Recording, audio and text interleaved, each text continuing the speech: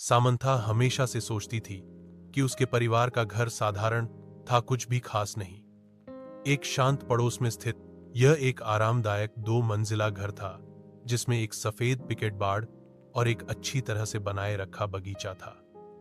फिर भी जैसे ही वह एक दोपहर धूल भरे अटारी में घूमते हुए उसकी नजर कुछ असामान्य चीज पर पड़ी। दूर कोने में भूली हुई पेटियों के ढेर के नीचे उसने फर्श के तख्तों के नीचे छिपा हुआ एक संकीर्ण ट्रैपडोर देखा। जिज्ञासा प इक्वड वह घुटनों के बल बैठी और उसे खोला। नीचे स्थित छोटा सीढ़ीदार मार्ग एक धुंधले बासी सुरंग की ओर जाता था। दीवारें पत्थर से बनी थीं और एक हल्की ठंडी हवा अंदर से फुसफुसाती हुई प्रतीत होती थी। दिल धड़कते हुए सामंथा सावधानी से उतरी, उसकी टॉर्च अंधेरे को चीरती हुई। सुरंग उसकी उम्मीद से कहीं अधिक लंबी फैली हुई थी, जो पृथ्वी के नीचे मुड़ती और मुड़ती थी। वह हिला नहीं सकी। उसे यह एहसास हुआ कि वह अतिक्रमण कर रही है, कि कुछ उसका इंतजार कर रहा था।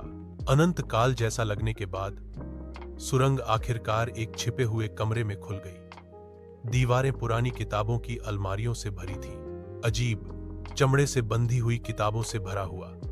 कमरे के बीच में एक पुरानी मेज धूल भरे कागजात और पत्रिकाओं से घिरी हुई थी। जैसे ही सामंथा दस्तावेजों को पढ़ रही थी, उसके हाथ कांप रहे थे। रिकॉर्ड डीएस ने मना किए गए अनुष्ठानों और गुप्त समाजों की बात की, जिसमें उसके परिवार का नाम बार बार उल्लेख किया गया। जितना अधिक उसने पढ़ा, उतना ही उसे एहसास हुआ कि उसके परिवार का इतिहास गहरे रहस्यों से जुड़ा हुआ था। रहस्य डीएस दफन रहने के लिए था।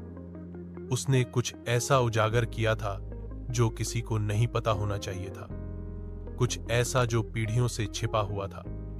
जैसे ही खोज का भार उस पर पड़ा, उसने सबसे हल्की आवाज सुनी। उसके पीछे से आवाज आई, एक फुसफुसाहट, धीमी और ठंडी। वह अकेली नहीं थी।